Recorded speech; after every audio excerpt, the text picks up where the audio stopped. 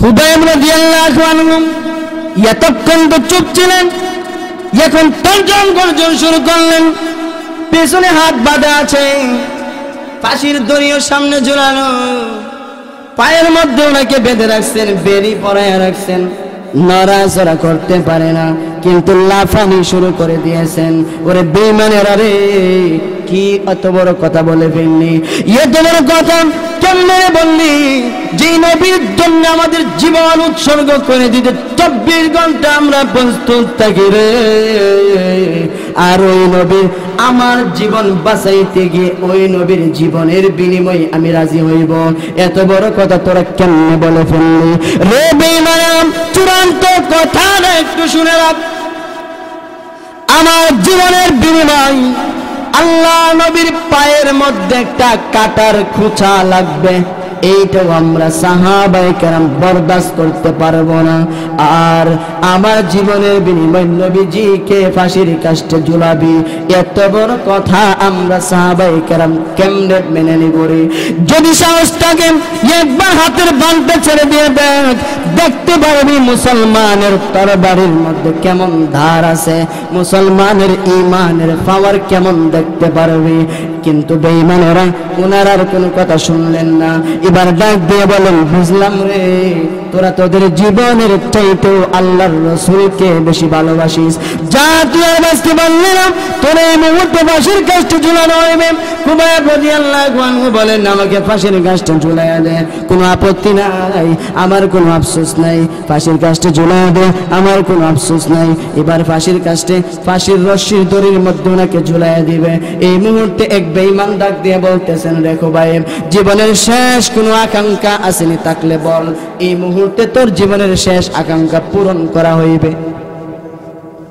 খুবাইব ডাক দিয়ে বলেন, জীবনের শেষ আকাঙ্ক্ষা দুনিয়ার কোনো চাহিদা নাই, আমার একটা শেষ আকাঙ্ক্ষা আছে রে, যদি তোরা পূরণ করিস। কি আকাঙ্ক্ষা বল? আকাঙ্ক্ষাটা হইল আমি ফাঁসির রশির নিচে দাঁড়াইয়া আমি জীবনের শেষ আমার আল্লাহর কুদরতি পায়ের মধ্যে সেজদা দিতে চাই। আল্লাহু আকবার। আমি আপনাদের সামনে সূরা বাইনার শেষের দিকে আয়াতে কারিমা তিলাওয়াত করেছি। আল্লাহ পাক আয়াতের মধ্যে বলেন, রাদিয়াল্লাহু আনহুম ওয়া রাযু আনহু। সাহাবায়ে কেরামকে লক্ষ্য করে আল্লাহ এই আয়াত নাজিল করেছেন। আল্লাহ বলেন, সাহাবায়ে কেরামের প্রতি আল্লাহ খুশি, সাহাবীরাও আল্লাহর প্রতি খুশি। সুবহানাল্লাহ। এরকম একটা সার্টিফিকেট বলেন তো আমাদের কারো নামে আল্লাহ দিছে? দিছে? আল্লাহ বলছে অমুক, আপনাদের আমাদের কারো নামে কি এরকম একটা সার্টিফিকেট ভবিষ্যতে আসার কোনো সম্ভাবনা আছে? নাই। সাহাবায়ে কেরাম এমন দামি, আল্লাহর কাছে এমন দামি তারা হয়ে গেছেন, যাদের ব্যাপারে কোরআনে আয়াত নাজিল হয়ে যায়। অন্য জায়গার মধ্যে আল্লাহ আমাদের দিকে লক্ষ্য করে, সাহাবায়ে কেরামের দিকে লক্ষ্য করে আল্লাহ আমাদেরকে আদেশ দিতেছেন। আল্লাহ বলেন, আমিনু কামা আমানান নাস, ঈমান আনো ওইভাবে তোমরা যেভাবে ঈমান আনছে মানুষেরা। মানুষেরা বলতে আল্লাহ এখানে সাহাবায়ে কেরামকে উদ্দেশ্য করছেন। সাহাবায়ে কেরামকে লক্ষ্য করে আল্লাহ বলেন, আমাদেরকে আল্লাহ লক্ষ্য করে বলেন যে তোমরা ঈমান আনো ওইভাবে যেভাবে ঈমান আনছেন কারা? লক্ষ্য করেন।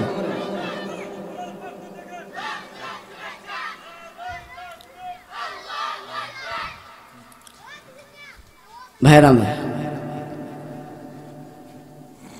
আল্লাহ পাক রব্বুল আলামিন বলেন, তোমরা ঈমান আনো যেভাবে ঈমান আনছে সাহাবায়ে কেরাম। তার মানে সাহাবায়ে কেরামের ঈমান এবং আমল আল্লাহর কাছে গ্রহণযোগ্য। কথা ঠিক কিনা? সাহাবায়ে কেরাম আমাদের জন্য সত্যের মাপকাঠি। সাহাবায়ে কেরাম আমাদের জন্য কি? সত্যের মাপকাঠি। অন্যতে আল্লাহ বলছেন মুহাম্মদুর রাসূলুল্লাহ সাল্লাল্লাহু আলাইহি ওয়াসাল্লাম। আল্লাহ বলেন মুহাম্মদ সাল্লাল্লাহু আলাইহি ওয়াসাল্লাম আল্লাহ তাআলার রাসূল। আল্লাযীনা মাহু আশিদ্দা ওয়া আলাল কুফার। এই আয়াতে আল্লাহ বলেন মুহাম্মদুর রাসূলুল্লাহ আল্লাহর রাসূল এবং তার সাহাবায়ে কেরাম বেঈমান কাফেরদের বেলায় খুব কঠোর, কিন্তু তারা পরস্পর একজন আরেকজনের জন্য মহব্বত আর ভালোবাসা। তাদের মধ্যে। যাই হোক, আমাকে বলা হয়েছে সাহাবায়ে কেরামের শান নিয়ে আলোচনা করার জন্য, এজন্য এই দিকে লক্ষ্য করে আয়াতে কারিমা তিলাওয়াত করছি। সাহাবায়ে কেরামের এত সম্মান, এত মর্যাদা, যা পৃথিবীর কোনো মানুষ কিয়ামত পর্যন্ত আর অর্জন করতে পারবে না। এক অলি, আল্লাহর ওলি বুজুর্গ মুরাকাবা করতেছেন যে দেখি আমার সম্মান সম্মান আল্লাহর কাছে কতটুকু পৌঁছে, কুদ্দুর উপরে পৌঁছে আমি নিজে একটু মুরাকাবা করি। এই চিন্তা ভাবনা এই বলে মুরাকাবা শুরু করছে। মুরাকাবার মধ্যে থাকে দুই ফাও দেখা যায় এমন কালা, ফাওয়ের মধ্যে রেল লাইনের মতো ফাড়া ফাড়া দাগ, ফাও হেঁটে যাবে না। মুরাকাবার মধ্যে বসে চিন্তা করেন দুই ফাও দেখা যায় রেগি দা। আমি তো মুরাকাবা করলাম, আমার সম্মান কুদ্দুর আল্লাহ দরবারে পৌঁছে এটা জানতাম। দুই ফাও তো দেখা যায়, ফাও কি আল্লাহর কুদরতি ফাও নাকি কোনো নবীদের ফাও? আল্লাহর কুদরতি ফাও এমন কালা। এমনি শুনে গায়েবী আওয়াজ আসতেছে, হে আলিম, সারা জীবন যদি তুমি সাধনা করো, তোমার সম্মান মর্যাদা কতটুকু হবে দেখা দেওয়া হয়েছে। দুটা পা তোমার চোখের সামনে তুলে ধরা হয়েছে। এই দুইটা পা কোনো নবীর নয়, আল্লাহরও নয়, কারণ আল্লাহর পাও এমন না, আর কোন নবীর পাও এমন নয়, কারণ সব নবীদেরকে আল্লাহ যত নবী রাসূলদেরকে পৃথিবীতে পাঠাইছেন, তদানীন্তন সময়ে তার যুগে তার সময়ে পৃথিবীর শ্রেষ্ঠ সুন্দর বানায় পাঠাইছেন, ঠিক না বেটি? সুতরাং কোন নবীর পা নয়, কোন ফেরেশতার পা নয়। এই হলো নবীর সাহাবী ওয়াহশী রাদিয়াল্লাহু আনহুর পা। কার পা? ওয়াহশী। ডাক দিয়ে বলেন, তোমার শান মান মর্যাদা কতটুকু হবে দেখা দেওয়া হয়েছে। নবী সাহাবীদের মধ্যে সব থেকে সম্মানী আবু বকর, আর সব থেকে নিচে হলেন ওয়াহশী রাদিয়াল্লাহু আনহু, হাবশীর কৃতদাস আর গোলাম। সে দেখতে কালো, ফাও তার রেল লাইনের মতো ফাড়া আর কালা। এই দুইটা পা তোমার চোখের সামনে তুলে ধরে এই কথা বোঝায় দেওয়া হলো। নবীর সবচাইতে ছোট, সব থেকে নিম্ন যে সাহাবী, ওই সাহাবীর পা তুলে ধরে তোমার চোখের সামনে এই কথা বুঝায় দেওয়া হলো। তার পাও যেখানে গিয়া পড়ছে, পৃথিবীর সমস্ত অলি গাওস কুতুব মিলিয়াও এতটুকু বুঝতে পারবে না। সুবহানাল্লাহ নাই? কিতাবের মধ্যে উল্লেখ করা হয়, নবীর সাহাবায়ে কেরাম যুদ্ধের ময়দানে ঘোড়া লইয়া যে যাইতেন, ঘোড়ার পায়ের আগাতে ধুলা বালু যে উড়ত, নাক দিয়ে যে ঘোড়ার নাক দিয়ে ধুলা বালু ঢুকত, ওই ধুলা বালুগুলো যদি এক পাল্লায় রেখে ওজন দেওয়া হয়, সারা পৃথিবীর সমস্ত অলি গাউস কুতুবকে যদি আর এক পাল্লায় রেখে ওজন দেওয়া হয়, আল্লাহর কসম করে বলি, নবীর সাহাবীর ঘোড়ার পায়ের আগাতে যে ধুলা উড়ত, এই ধুলার সমান ওজন পৃথিবীর সমস্ত অলিদেরকে মিলাইয়া হবে না। এবার প্রশ্ন, কেন এত সম্মান তাদের? কেন? কারণ রসুল দেখার যে একটা সম্মান, নিজের চোখে রসুল দেখছি ইমানের হালতে, ইমানের অবস্থায় রসুল দেখছি নিজের চোখে, এই সম্মানটা দেয়।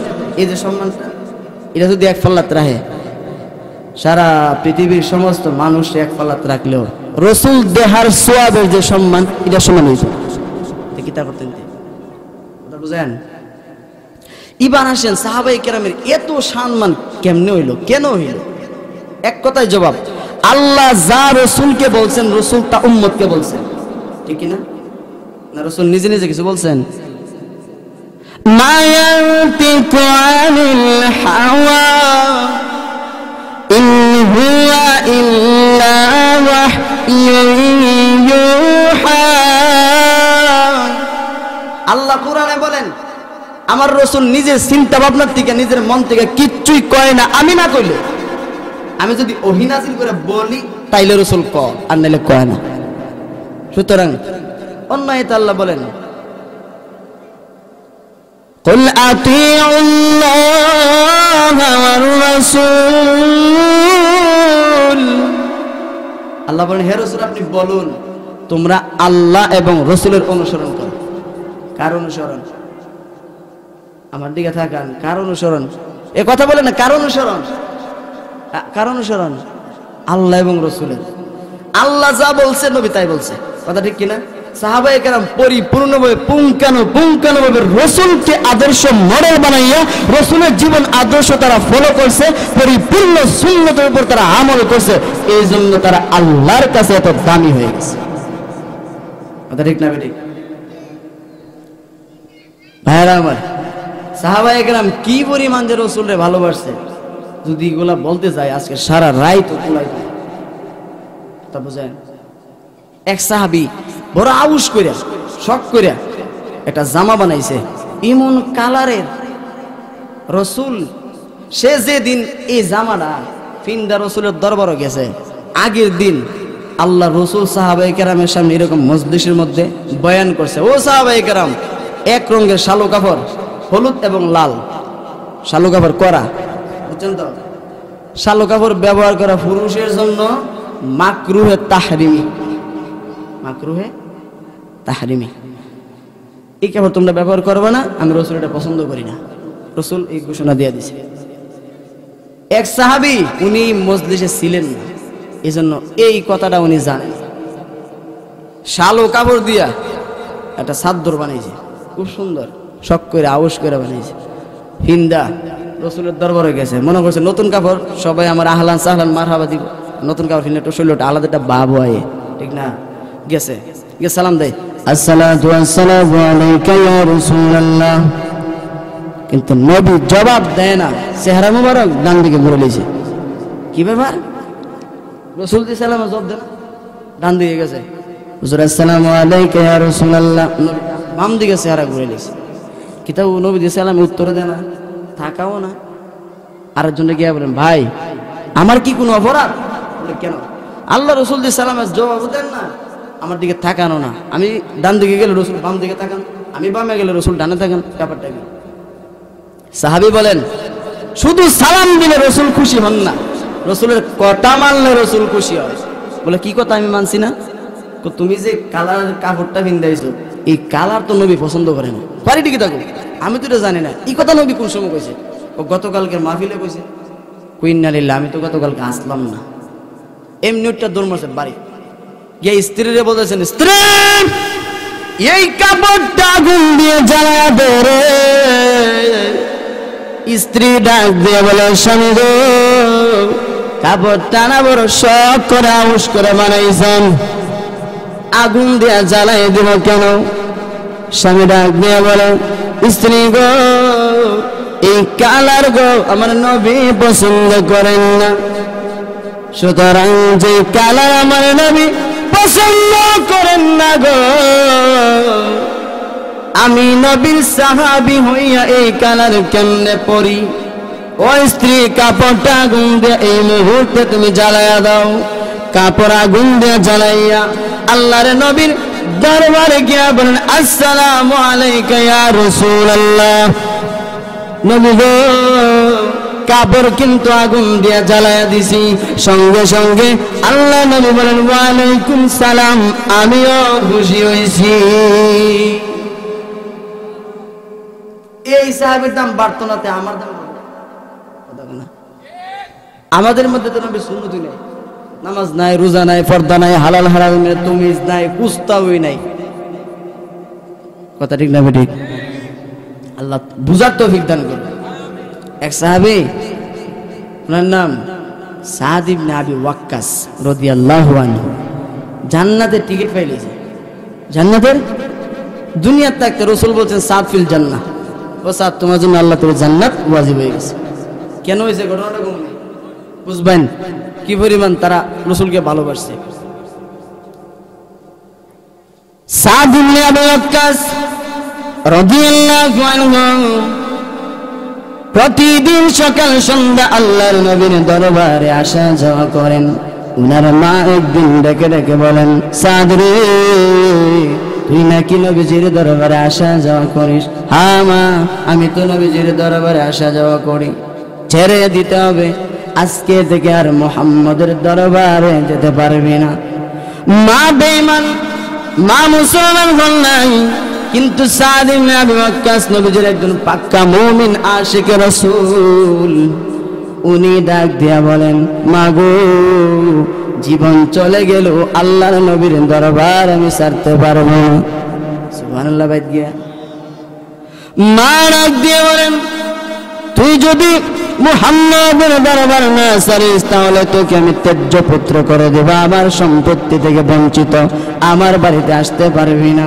সাদ ডাক দিয়া বলেন, মা গো নবীজির জন্য যদি বাড়িঘর ছাড়তে হয়, ও মা তামাম পৃথিবী আমি ছেড়ে দিতে রাজি আছি গো, কিন্তু আল্লাহ নবীর দরবার আমি ছাড়তে রাজি না। মা এবার চিন্তা করেন, আমার সাদকে এইভাবে ফিরানো যাবে না, কিন্তু সাদ ছিল মায়ের প্রতি তার ভালোবাসা, অগাধ বিশ্বাস শ্রদ্ধা ছিল তার অন্তরের মধ্যে বেশি। এজন্য মা তাকে ইমোশনাল ব্ল্যাকমেল করার চেষ্টা শুরু করে দিলেন। মা ডাক দিয়ে বলে, ও সাদ তুই যদি মুহাম্মদের দরবারে না ছাড়িস, কথা দিলাম রে আজকে থেকে আমি মা মৃত্যু পর্যন্ত আর খানা পিনা করব না। খাওন পানি বন্ধ, অনশন ধর্মঘট, খানা পিনা বন্ধ। এবার সাদ ইবনে আবি ওয়াক্কাস রাদিয়াল্লাহু আনহু কোন বিধান ওনার জানা নাই, কি করতে হবে এখন? আল্লাহ নবীর দরবারেও যেতে পারেন না, আর কোন বিধান ওনার জানা নেই। কিন্তু মা তো একদিন দুদিন তিন দিন হয়ে গেল, সত্যি মা কিছু খান না, খানা পিনা ছেড়ে দিয়েছেন, কঙ্কাল হয়ে গেছেন, চক্ষুগুলো গর্তের ভিতরে ঢুকে গেছে, চেহারাটা ভেঙে গেছে, বুড়া মানুষ, গালটা ভেঙে গেছে। এমন একটা অবস্থা যেন বোঝা যায় মা মরণাপন্ন হয়ে গেছেন। চতুর্থ দিনে সাদ রাদিয়াল্লাহু আনহু চিন্তা করেন, আহারে একদিকে আমার আল্লাহর রাসূল, যার জন্য তামাম দুনিয়া আল্লাহ বানাইছেন, আমারে বানাইছেন, জান্নাত জাহান্নাম বানাইছেন, যেই নবীর উসিলায় পরকাল চিনতাম না চিনতে পারলাম, আল্লাহ চিনতাম না চিনলাম, জান্নাত বুঝতাম না বুঝলাম, আমল কারে বলে আগে বুঝতাম না এখন বুঝলাম। সুন্দর সিরাতুল মুস্তাকিম, সুন্দর সহজ সরল জান্নাতে যাবার রাস্তা যে রাসূল আমার দেখাইলেন, একদিকে আমার রাসূল আর একদিকে আমার গর্ভধারিণী মা। এখন আমি কোন রাস্তায় হাঁটবো, মায়ের রাস্তায় নাকি রাসূলের রাস্তায়? এবার মনে মনে একটা চিন্তা করলেন, চিন্তা করে মার কানে কানে গিয়া বলেন, মা গো, ও মা, মনে মনে একটা সিদ্ধান্ত নিয়েছি, আপনি শুনে নিন। মা মনে করেছেন আমার সাদ আমার এই কষ্ট দেখে আমার কানে কানে মনে হয় বলবে, মা গো খানা পিনা খেয়ে নিন, কথা দিলাম গো আজকে থেকে আর মুহাম্মদের দরবারে যাব না। মা মনে করেছেন আমার সন্তান এরকম একটা কথা বলবে। মা যেখানে উঠতে পারে না কষ্ট করে উঠে বসে পড়লেন। এবার বলেন, বাবা বলো তুমি কি বলতে চাও? এবার সাদ ইবনে আবি ওয়াক্কাস রাদিয়াল্লাহু আনহু মার কানে কানে মুখটা লাগায়া বলে, মা গো এইভাবে যদি আমি সাদ নবীর দরবার না ছাড়ার কারণে, আমি যে নবীর দরবারে যাই, যাওয়ার কারণে যদি আপনি না খাইয়া মারা যান, আবার সিস্টেম নাই, কিন্তু আল্লাহ যদি নতুন সিস্টেম চালু করেন, আপনারে যদি আবার দুনিয়াতে আল্লাহ পাঠান, আবার যদি এই কারণে না খাইয়া মারা যান, আবার যদি আল্লাহ পাঠাই, আবার যদি না খাইয়া মারা যান, এইবারে 100 বার যদি আপনার মরণ হয় গো, ও মা আপনি মরে যান, আমি সাদ নবীর দরবার ছাড়ব না। আল্লাহু আকবার। ইলো সাহাবে কেরামের ভালোবাসা। এবার আসুন পরবর্তী কি হয়, দরকার আছে না নাই শোনা? শুনবেন? জুড়ে বলা শোনার ইচ্ছা আছে?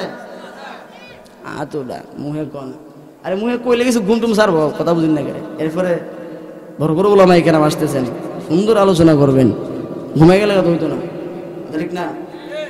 আচ্ছা লক্ষ্য করেন।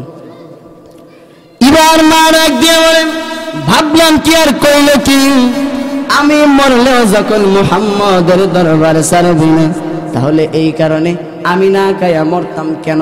এই কেডা কইয়া সূত্রে তাড়াতাড়ি কাউন দে অক্ষুই কায়ালামু খাইলিস। এবার সাদ ইবনে আবি ওয়াক্কাস রাদিয়াল্লাহু আনহু আল্লাহ নবীর দরবারে চতুর্থ দিন মসজিদে নববীর এক কোণার মধ্যে বসে সাদ ইবনে আবি ওয়াক্কাস কাঁদতেছেন, মনে মনে ভয় আল্লাহ নবী শোনার পরে জানি কি বলেন, কারণ আমি আমার মায়ের মনে কষ্ট দিয়েছি, মাকে বেজার করেছি, না জানি রে আল্লাহ এবং রাসূল আমার প্রতি বেজার হয়ে যায়, এই ভয়ে উনি কাঁদেন। আল্লাহ নবী সাদ ইবনে আবি ওয়াক্কাসকে ডাক দিয়ে বলেন, সাদ রে কেউ কি তোমারে ধমক দিছে? না গো নবী, কেউ তোমারে ধমক দেয় নাই। মনে কোনো কষ্ট আছে? না গো নবী, মনে কোনো কষ্ট নাই। তাহলে মসজিদের কিনারে বসে বসে কাঁদো কেন? এবার সাদ ইবনে আবি ওয়াক্কাস রাদিয়াল্লাহু আনহু আল্লাহ নবীর দরবারে গিয়ে নবীজির উরাত মুবারকের সামনে বসলেন। আল্লাহ নবী বলেন, ভিতরে ব্যথা যা আছে আমার কাছে খুলে বলো। এবার সাদ ইবনে আবি ওয়াক্কাস রাদিয়াল্লাহু আনহু সবগুলো কথা আল্লাহর নবীর কাছে খুলে বললেন। সঙ্গে সঙ্গে আল্লাহ নবী ডাক দিয়ে বলেন, সাদ রে আরব দেশে একটা আরবিতে একটা প্রবাদ আছে, আমার সাহাবায়ে কেরাম আমার কাছে এসে বলে, ফাদাকা আবি ওয়া উম্মি, ওগো নবীজি আমার মা বাপ আপনার জন্য কুরবানি হোক। এই কথাটা ভালোবাসা বোঝাবার জন্য সাহাবায়ে কেরাম আমার কাছে এসে এই কথাটা ব্যবহার করে। আরবি একটা প্রবাদ ভালোবাসা বোঝাবার জন্য এই কথাটা ব্যবহার করে। ও সাদ, আজকে আমি মুহাম্মদ জীবনের প্রথম সর্বপ্রথম তোর মতো সাহাবীকে বলতে চাই, সাদ রে ফাদাকা আবি ওয়া উম্মি, এই মুহূর্তে আমি মুহাম্মদ বলতে চাই, আমি মুহাম্মদের মা বাপ তোর মতো সাহাবীর জন্য কুরবানি হয়ে যা। রে সাদ, তুই যে ভালোবাসা তুই নবীর প্রতি দেখাইলি, অতুলনীয় ভালোবাসা দেখাইনি। এবার সাদ ডাক দিয়ে বলে, আল্লাহ গো আমি যে মায়ের মনে কষ্ট দিয়েছি এই ব্যাপারে কিছু বলেন। নবীজি বলেন, লা তাআতা লি মাখলুকিন ফি মাসিয়াতিল খালিক। আল্লাহ নবী বলেন, স্রষ্টাকে বেজার করে সৃষ্টির কারো কথা মানা, কথা অনুসরণ করা হারাম। স্রষ্টা হলেন আল্লাহ, আল্লাহ এবং রাসূল যা বলেছেন, মা বাপ যদি তার বিরুদ্ধে বলে, আল্লাহ এবং রাসূলের কথাটাকে প্রাধান্য দিতে হবে। মা বাবার এই কথাটা মানা লাগবে না। মা বাবার সব কথা সন্তান মানতে হবে, সন্তান মা বাবার খেদমত করতে হবে, মা বাবার পরিপূর্ণ সেবা যত্ন সন্তান করতে হবে। কিন্তু মা বাবা যদি আল্লাহ এবং রাসূলের বিরুদ্ধে কিচ্ছু বলে, আল্লাহ এবং রাসূলের বিরুদ্ধে কোন রাস্তা দেখায়, ওই কথাটা মানলে তোমার হারাম গুনাহ হইয়া যাবে। কথা বুঝছেন? রাসূল বলেন, লা তাআতা লি মাখলুকিন ফি মাসিয়াতিল খালিক। স্রষ্টা যদি কেউ ডান দিকে যাও, মা যদি কেউ বামে যাও, মার এই কথাটা মানা হারাম, স্রষ্টার কথাটা আগে মানা। স্রষ্টাকে আল্লাহ, রাসূলকে মানার কথা কে বলছে? আল্লাহ। আল্লাহ এক কথায় আল্লাহ এবং রাসূল যেদিকে বলে, এই কথার বিরুদ্ধে যেই বলবে তার কথা মানা হারাম।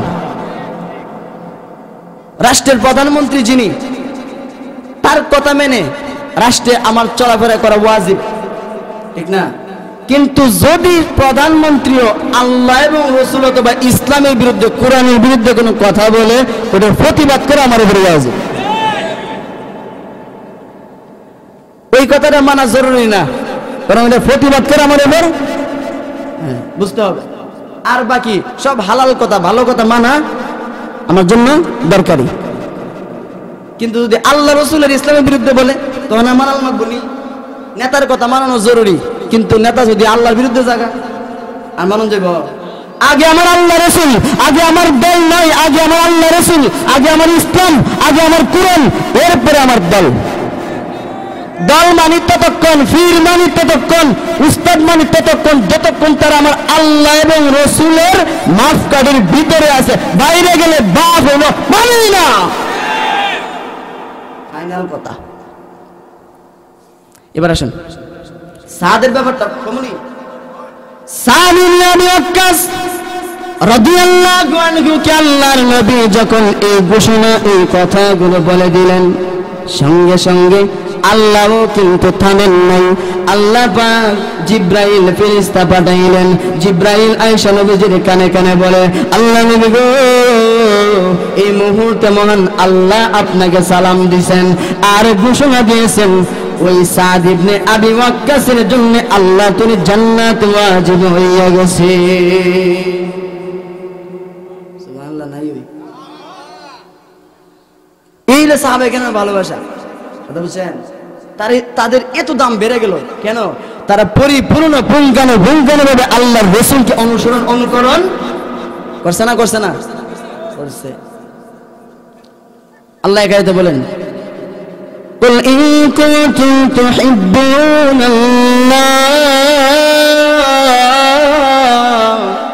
বল হে রাসূল আপনি বলুন, ইন কুনতুম তুহিব্বুনাল্লাহ, তোমরা যারা বলো যে আল্লাহরে ভালোবাসি, অথবা আল্লাহর ভালোবাসা তোমরা যারা পেতে চাও, আল্লাহরে ভালোবাসে না এমন কেডা আছে? হাত উঠাতে পারবেন যে আমি আল্লাহরে ভালোবাসি না? পারবেন কেউ? আল্লাহ অন্য আয়াতে বলেন, والذين آمنوا أشد حبا لله, আল্লাহ বলেন মুমিন ইমানদারের অন্তরে সব আসাধ্য শব্দ আলাদা ব্যবহার করছে। এন হুব্বান লিল্লাহ কইলে কইয়া থাকা, কিন্তু হুব্বান লিল্লাহ কইয়াও আসাধ্য ব্যবহার করে ক। আল্লাহ বলেন যে মুমিন মুসলমান ইমানদারের অন্তরে আল্লাহর মহব্বতে সব থেকে বেশি। কেটা বলতেছে? আল্লাহ। তে আল্লাহরে ভালোবাসে না মুসলমানে? সকলেই ভালোবাসে, ঠিক না? এই জন্যই দেখবেন কোন নাস্তিক, কোন মুরতাদ, কোন বেঈমান যখন আল্লাহ এবং রাসূল এবং ইসলাম কোরআন সুন্নাহ এর বিরুদ্ধে কিছু বলে, কোন মাঝে মাঝে কোন নাস্তিক মুরতাদ যখনই বলে, কিছু বলে বা কিছু লেখে, যেই মাত্র মুসলমানের সামনে ওটা আসে, মোল্লারা ফাল দিবার আগে যে বেড়া জীবনে নামাজ পড়ে না, শুক্রবারের নামাজ পড়ে না, হে ফাল মারে কে রে? এই সময় ঠিক থাকতে পারে না। এই সময় যে ভিতরে ইমান আছে, ইমানে লাড়া মারে, তো তোর আল্লাহর কথা কইতেছে, তোর আল্লাহর বিরুদ্ধে কথা কয়, তোর রাসূলের বিরুদ্ধে কথা কয়, ইয়া মাবুদ তুই তামস কেমনে? তখন দেখবেন বেনামাজ দিয়ে ফাল আমদার আগে মারে কে রে? তার ভিতরে ইমানের একটা কিতা আছে, নূরের পাওয়ার আছে না নাই? এই পাওয়ারে ফাল দেওয়া, ঠিক কিনা? আল্লাহ বলেন, والذين آمنوا أشد حبا لله, মুমিন ইমানদারের অন্তরে সবথেকে বেশি কার মহব্বত? আল্লাহর। এই আয়াতে আল্লাহ বলেন, সূরা আলী ইমরানের আয়াতে আল্লাহ বলেন, قل إن كنتم تحبون الله, হে রাসূল আপনি বলেন তোমরা যারা আল্লাহর ভালোবাসা পেতে চাও বা আল্লাহকে ভালোবাসো, ফাত্তাবিউনি, তারা যেন আপনি রাসূলকে অনুকরণ করে আপনারা যেন মহব্বত করে। তাহলে কি হবে? ওয়ায়াগফির লাকুম যুনুবাকুম ওয়াল্লাহু গফুরুর রাহিম। তাহলে আল্লাহ তোমাদের পেছনের জিন্দেগির গুনাহ মাফ করে দিবেন, কারণ আল্লাহ থেকে দয়ালু আর কেউ নাই। কি করলে? রাসূলকে অনুকরণ করলে, রাসূলের জীবন আদর, তোমার জীবনী, তোমার জীবনে যা কিছু করবে, রান্নাঘর থেকে বঙ্গভবন পর্যন্ত সব কাজে রাসূলের আদর্শ আছে না নাই? নখ কাটা থেকে চুল কাটা, সারা দেহের যত কাজ আছে সব রাসূলের তরিকার মধ্যে আছে না নাই? এজন্য রাসূল বলেন, মান আহাব্বা সুন্নতি ফাকাদ আহাব্বানি ওয়া মান আহাব্বানি কানা মাই ফিল জান্নাহ। রাসূল বলেন, যে ব্যক্তি আমার সুন্নত অনুযায়ী জীবন সাজাইলো, আমার সুন্নতের মহব্বতের সাথে আদায় করলো, সে তো আমারই মহব্বত করলো। সুতরাং যে আমারে মহব্বত করলো, আমি তারে আমার সাথে জান্নাতে নিয়ে যাব। ঘোষণা কার? ঘোষণা কার? রাসূলুল্লাহ। এই হাদিস রাসূলের, জীবন দিয়ে লাইছে, ফাঁসির দড়ি গলায়, তবু আল্লাহ রাসূলের অবমাননার একটা শব্দ মাইনা নিছে না। যদি শুধু খালি একবার কইতাম কইলই বাচ্চা জায়গা, কিন্তু কইতে রাজি না। ওনার নাম খুবাইব রাদিয়াল্লাহু আনহু। কি নাম? খুবাইব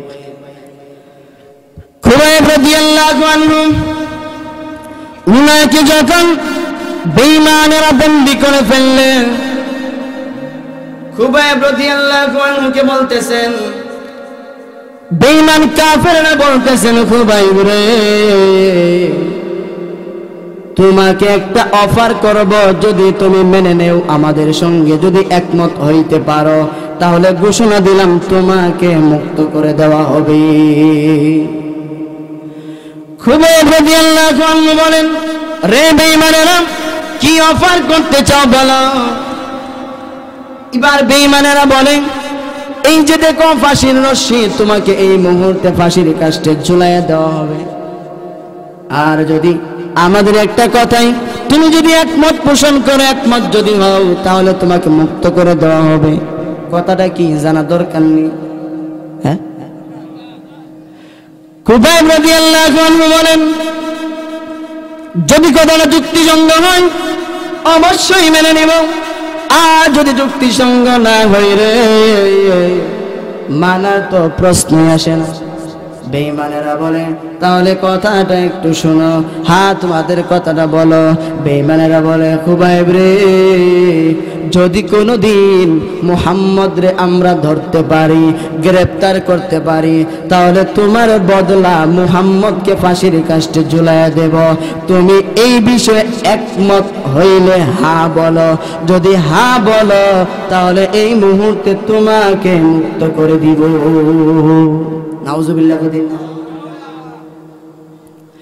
খুবাইব রাদিয়াল্লাহু আনহু এতক্ষণ তো চুপ ছিলেন, এখন তর্জন গর্জন শুরু করলেন।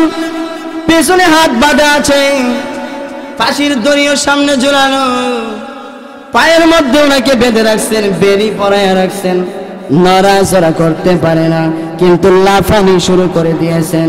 ওরে বেঈমানেরা রে, কি এত বড় কথা বলে ফেললি, এত বড় কথা কেমনে বললি? যে নবীর জন্য আমাদের জীবন উৎসর্গ করে দিতে 24 ঘন্টা আমরা প্রস্তুত থাকি রে, আর ওই নবীর আমার জীবন বাঁচাইতে গিয়ে ওই নবীর জীবনের বিনিময়ে আমি রাজি হইব, এত বড় কথা তোরা কেমনে বলে ফেললি রে বেঈমান? চূড়ান্ত কথা না, একটু শুনে রাখ। আমার জীবনের বিনিময় আল্লাহ নবীর পায়ের মধ্যে একটা কাটার খোঁচা লাগবে, এইটাও আমরা সাহাবায়ে কেরাম বরদাস্ত করতে পারবো না। আর আমার জীবনের বিনিময় নবীজিকে ফাঁসির কাস্টে ঝুলাবি, এত বড় কথা আমরা সাহাবায়ে কেরাম কেমনে মেনে নিব রে? যদি সাহস থাকে একবার হাতের বাঁধটা ছেড়ে দিয়ে দেখ, দেখতে পারবি মুসলমানের তরবারির মধ্যে কেমন ধার আছে, মুসলমানের ঈমানের পাওয়ার কেমন দেখতে পারবি। কিন্তু বেঈমানেরা ওনার আর কোনো কথা শুনলেন না। এবার ডাক দিয়ে বলেন, বুঝলাম রে, তোরা তোদের জীবনের চাইতেও আল্লাহর রাসূলকে বেশি ভালোবাসিস। যা তুই আর বাঁচতে পারলি না, তোর এই মুহূর্তে ফাঁসির কাস্টে ঝুলানো হইবে। খুবাইব রাদিয়াল্লাহু আনহু বলেন, আমাকে ফাঁসির কাস্টে ঝুলাইয়া দে, কোনো আপত্তি নাই, আমার কোনো আফসোস নাই, ফাঁসির কাস্টে ঝুলাইয়া দে, আমার কোনো আফসোস নাই। এবার ফাঁসির কাস্টে ফাঁসির রশির দড়ির মধ্যে ওনাকে ঝুলাইয়া দিবে। এই মুহূর্তে এক বেঈমান ডাক দিয়ে বলতেছেন, রে খুবাইব, জীবনের শেষ কোনো আকাঙ্ক্ষা আসেনি থাকলে বল, এই মুহূর্তে তোর জীবনের শেষ আকাঙ্ক্ষা পূরণ করা হইবে। খুবাইব ডাক দিয়ে বলেন, জীবনের শেষ আকাঙ্ক্ষা দুনিয়ার কোনো চাহিদা নাই, আমার একটা শেষ আকাঙ্ক্ষা আছে রে, যদি তোরা পূরণ করিস। কি আকাঙ্ক্ষা বল? আকাঙ্ক্ষাটা হইল, আমি ফাঁসির রশির নিচে দাঁড়াইয়া আমি জীবনের শেষ আমার আল্লাহর কুদরতি পায়ের মধ্যে সেজদা দিতে চাই। আল্লাহু আকবার। মুসলমান মুমিন বিদায়ের সময়, পৃথিবীতে বিদায়ের সময়ও আল্লাহর কুদরতি পায়ে সেজদা দিতে চায়, আর বেঈমানরা আর কিছুক্ষণ বাঁচতে চায়, আর কিছুক্ষণ। সাদ্দাত রেজন আজরাইল গলা চিপা ধরে লইছে, জান্নাতের গেটের মধ্যে এক পাও আর এক পাও গুড়ার উফরে, আজরাইল যখন গলা চিপা ধরে লইছে, তখন কিতা কইছে, তোমার দোহাই লাগে একটু সুযোগ দাও, আমি জান্নাতে একটু ঘুরে দিকে, আর ধন সম্পদ যা কামাই করে জোগাড় করে তো ইসলাম আমার স্ত্রী বউ আত্মীয় স্বজনে কই আই, তা কই কই আছে এগুলা কই আই। ঠিক ঠিক ফেরাউন রে যখন আজরাইলে সুবানি শুরু করে দিছে, কারে? ফেরাউন রে, মুসা নবী নদী বেরিয়ে গেছে গা, আর সুবানি যখন শুরু করেছে তখন হেকিতা কইছিল, আল্লাহ আমি মানানছি, আমার সুবায় না, ও আল্লাহ আমার ছেড়ে দাও, আল্লাহ আমি মানানছি, আমি মুসলমান হয়ে গেছি।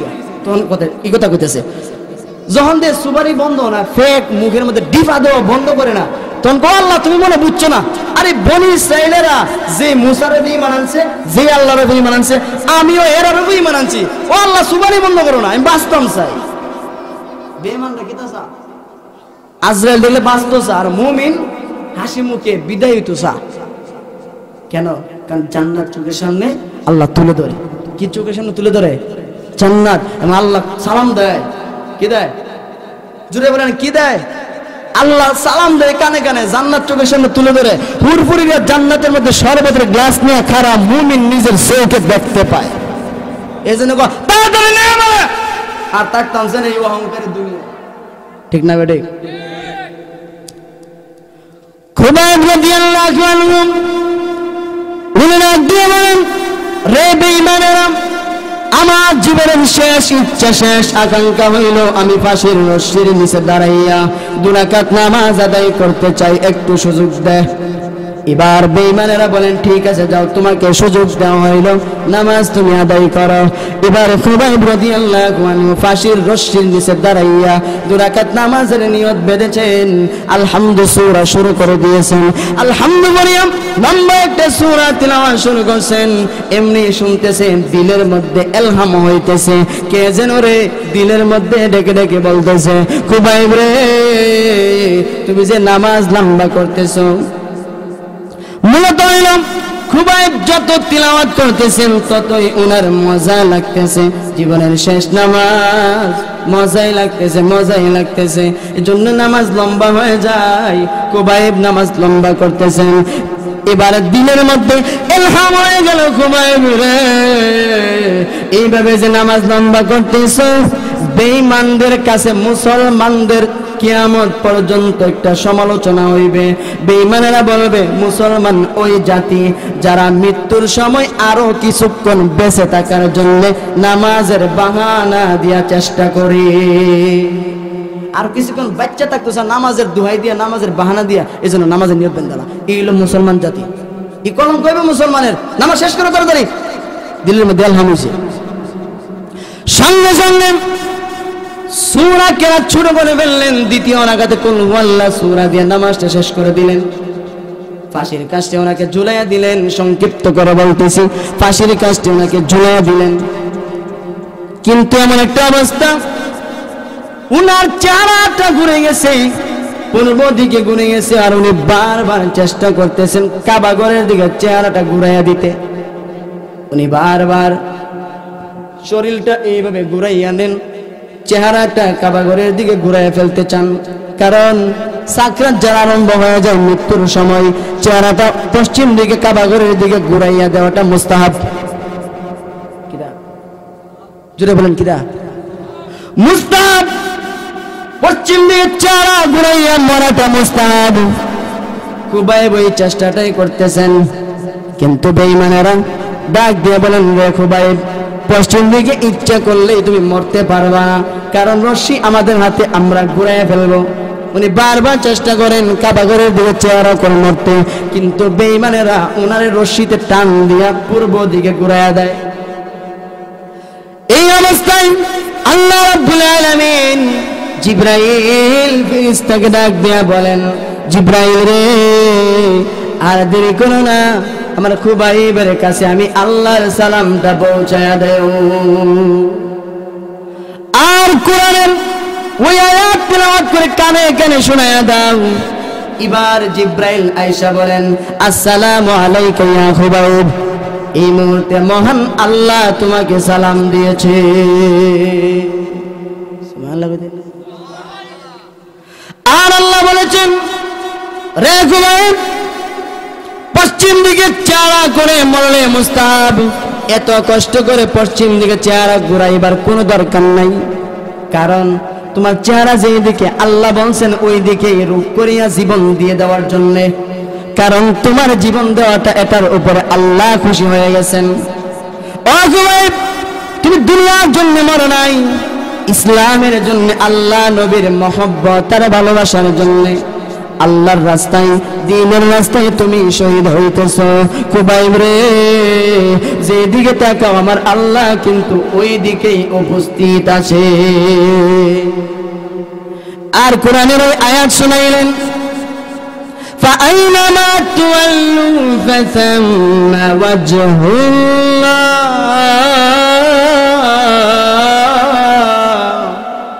ও বান্দা, তোমরা যেদিকে তাকাও ওই দিকে আমি আল্লাহ কিন্তু হাজির আছি। ও খুবাইব, আল্লাহ দিকে আছে তো, তুমি যেদিকে তাকাইছো, সুতরাং জান দিয়ে দাও যেদিকে তোমার চেহারা ওইদিকে আল্লাহ আছে। কাবা ঘরের দিকে ঘুরে লাগতো না, এত কষ্ট করো না। যেই মাত্র জিব্রাইল কানে কানে বলছেন, এমনি খুবাইব ডাক দিয়ে বলেন, মান আনতা ওয়া মা ইসমুকা, কে তুমি, নাম কি, পরিচয় বলো। এমনি জিব্রাইল বলে, আনা জিব্রাইল, আমি জিব্রাইল।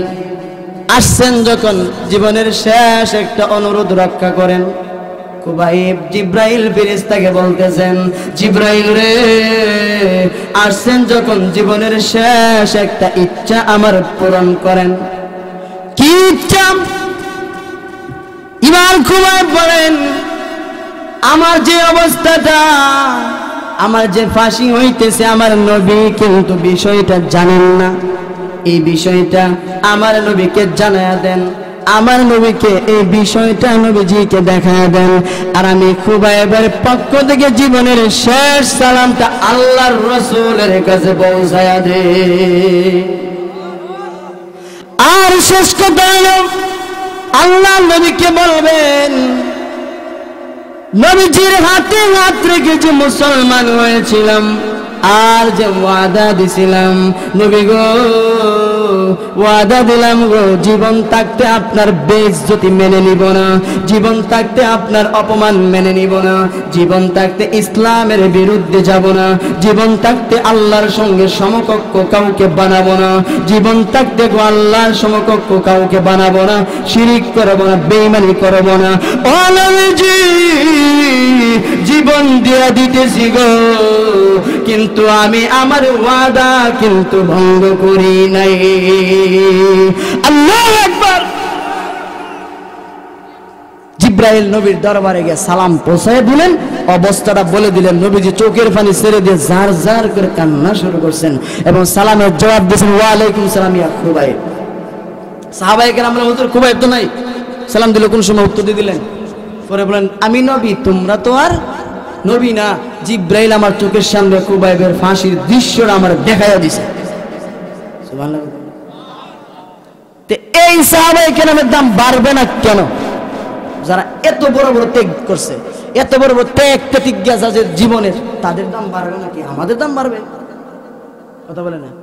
আমরা নামাজের কথা কইলে, পর্দার কথা কইলে উল্টা আমরা আরো ব্ল্যাকমেল করি, উল্টা আর তাই নাকি? কথা বুঝেন না?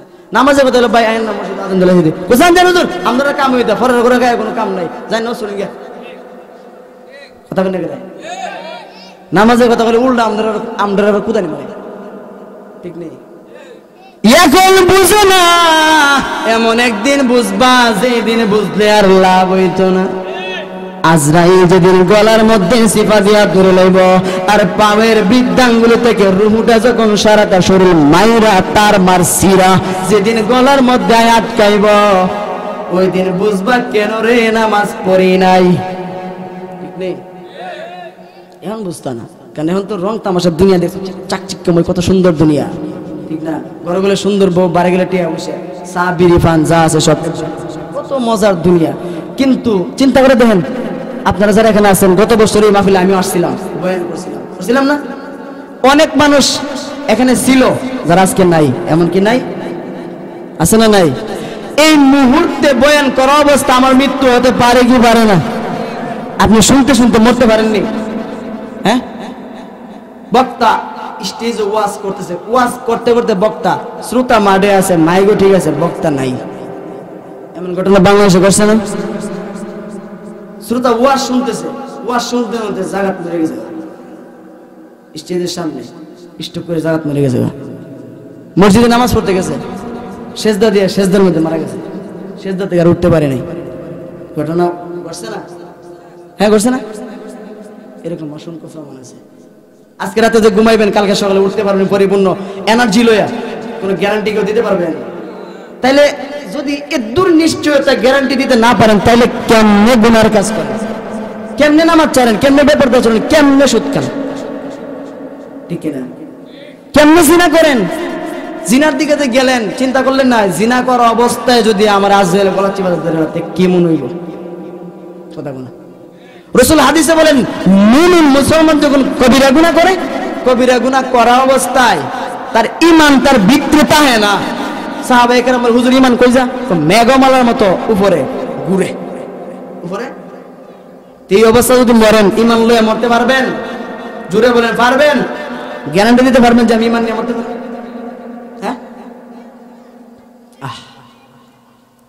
ঈমান নিয়ে মরতে পারবেন? কিছু আমল আছে, করবেন নি? হ্যাঁ, করবেন ইনশাআল্লাহ। বলেন ইনশাআল্লাহ। বেশি বেশি মেসওয়াক করবেন। কি করবেন? মেসওয়াক পারলে প্রতি ওয়াক্ত নামাজের সময়। রাসূল বলেন, যদি আমার উম্মতের কষ্ট না হইতো, প্রতি ওযুর সময় মেসওয়াক বাধ্যতামূলক করে দিতাম। কিতা করতাম? মেসওয়াকের এমন ফজিলত যদি কইতাম যাই, ফজর আযান দিব। তবে সর্বোচ্চ সবথেকে বড় ফজিলত হইল মৃত্যুর সময় ঈমান নসিব হইছে। আর কুস্তা যদি ফজিলত নাও তাহে একটুই যথেষ্ট, ঠিক কিনা? রাসূল অন্য হাদিসে বলেন, যার শেষ কথা হইল লা ইলাহা ইল্লাল্লাহ, সে জান্নাতি হইয়া ওই দুনিয়াতে বিদায় নিল। এজন্য সবথেকে বড় চাওয়া পাওয়া আল্লাহর কাছে দোয়া করুন, আল্লাহ আমার মরণটা যাতে বেঈমানি হালতে যাতে না হয়, মুমিন মুসলমান ঈমানদার ওয়ালা হইয়া যেন দুনিয়াতে বিদায় হইতে পারে, আল্লাহ তৌফিক দান করুন, আমিন। যে লোক কয়দিন বাঁচবো নিশ্চয়তা গ্যারান্টি কিছু দিতে পারে না, ওই লোক লক্ষ লক্ষ টাকা ব্যাংক থেকে সুদ ঋণ কেমনে আনে? আচ্ছা, বলতে পারবেন যে এই যে 5 লক্ষ টাকা, 10 লাখ, 400 লাখ, 400 কোটি, 4000 কোটি এরকম ঋণ মাঝে মধ্যে পত্রিকাত আয়া, তো পত্রিকাত আয়া না? বড় বড় নেতা নেত্রীরা এরকম ঋণ আনে। বলেন, এই যে ঋণ আনলেন, মইরা যদি যান এই ঋণ না দিয়া বাঁচতে পারবেন? বন্দার হক তো আল্লাহ মাপ দেয় না। বন্দার হক সাহাবায়ে কেরামকে আল্লাহ নবী প্রশ্ন করেন, সাহাবীরা রে, তোমরা জানো নি সব থেকে গরিব ব্যক্তিটাকে? সাহাবায়ে কেরাম বলেন, যার হাত নাই, পাও নাই, চোখ নাই, অন্ধ, ভিক্ষুক, যারা ধন সম্পদ নাই, এরা সব থেকে গরিব। নবীজি বলেন, সাহাবীরা রে, আমি কিন্তু এই দৃষ্টিকোণ থেকে বলি নাই, আমি বলছি পরকালের দৃষ্টিকোণ থেকে। সাহাবায়ে কেরাম বলেন, আল্লাহ নবী তাহলে আপনি বলেন কোন লোকটা সব থেকে বেশি গরিব? নবীজি বলেন, যে লোকটা দুনিয়াতে 5 ওয়াক্ত নামাজ পড়লো, হজ করলো, যাকাত দিল, কোরআন পড়লো, সুন্নতের উপর আমল করলো, নফল ইবাদত বন্দেগী বেশি বেশি করলো, সওয়াবের পাহাড় লইয়া কিয়ামতের মাঠে গিয়ে হাজির হইবে। বিরাট বড় সওয়াবের নেকের পাহাড়, কিন্তু তার এমন একটা অবস্থা হবে রে, দুনিয়াতে লক্ষ লক্ষ টাকা মানুষের কাছ থেকে ঋণ আনছিল, ঋণ না দিয়া, পাওনা টাকা না দিয়া দুনিয়া থেকে বিদায় হয়ে গেছে। এখন কিয়ামতের মাঠে ওই পাওনাদার ব্যক্তিগুলো আল্লাহর দরবারে হাজির, প্রভু গো, আমি কিন্তু তার কাছে 1 লক্ষ টাকা পাই, ও আল্লাহ আমি 500 টাকা পাই, আমি তার কাছে 5 লক্ষ পাই, আমি তার কাছে 100 টাকা পাই, 200 টাকা পাই, 1 টাকা পাই, এমনকি যারা পরিমাণ পাইলেও ছাড়তো না। ও আল্লাহ, আমার পাওনা না দেওয়ার আগ পর্যন্ত আমি কিন্তু মাপ দিব না।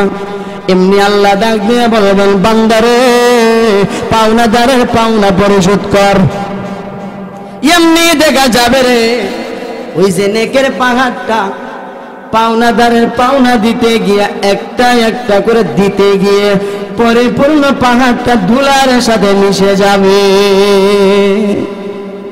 এবার আল্লাহ বলবেন, জান্নাতে যাবি কি দিয়া? আমল নামা তো কিছু গুনাহ আছে না? একবারে কি পরিষ্কার? কিছু গুনাহ থাকে না?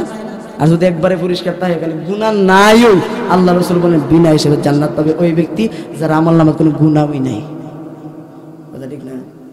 এবার আল্লাহ রাব্বুল আলামিন ডাক দিয়ে বলবে, বান্দা, জান্নাতে যাওয়ার মতো কোনো সম্বল আসেনি? বল না গো প্রভু, যে সওয়াব নেকের পাহাড়টা ছিল ওইটা তো ধ্বংস হয়ে গেছে। যা রে, ফেরেশতারা কই রে? এই মুহূর্তে হাতে পায়ে বেড়ি লাগাইয়া জাহান্নামের মধ্যে লটকাইয়া জ্বালাইতে থাক। রাসূল বলেন এ হইল সব থেকে গরিব, যার ছিল তো এমন নাই, এ সব থেকে গরিব। বুঝলেন? কিছু কিছু বুঝছেন? ফাওনা ধরে ফাওনা না দিয়ে মরার ইচ্ছা আছে কার কার? আতুরান দি আছে নাকি? যদি তা হয় তাহলে একটা হাদিস শুনে গেলাম, তিরমিজি শরীফের হাদিস। রাসূল বলেন, সাহাবায়ে কেরাম বলেন যে একটা লোক, এক সাহাবী মারা গেছে। মারা যাওয়ার পর আল্লাহ রাসূলের কাছে বলা হয়েছে, হুজুর আপনার অমুক সাহাবী মারা গেছে, জানাজার নামাজ। হুজুর বলেন আমি পড়াই দিব। পরে খবর লয়ে দেখেন যে এই লোক অনেক মানুষের কাছে টাকা পয়সা ধার আনছিল, ধার কর্জা পরিশোধ না কইরা মরে গেছে। রাসূল বলেন এর জানাজার নামাজ আমি পড়াইতাম না। বলে কেন?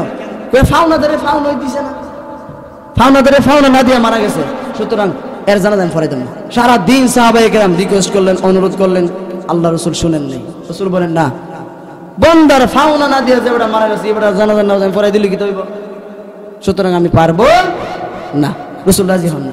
পরে বিকেল বেলা এক সাহাবী বলে, হুজুর এর ফ্যামিলিতে এমন কোনো লোক নাই, এমন কেউ নাই যে এর ফাওনা পরিশোধ করবে, সুতরাং আমি দায়িত্ব নিলাম, আমি জিম্মা নিলাম, সব ঋণ আমার পক্ষ থেকে, আমার মুসলমান ভাই হিসেবে আমি আমার পক্ষ থেকে সব আদায় করে দিলাম।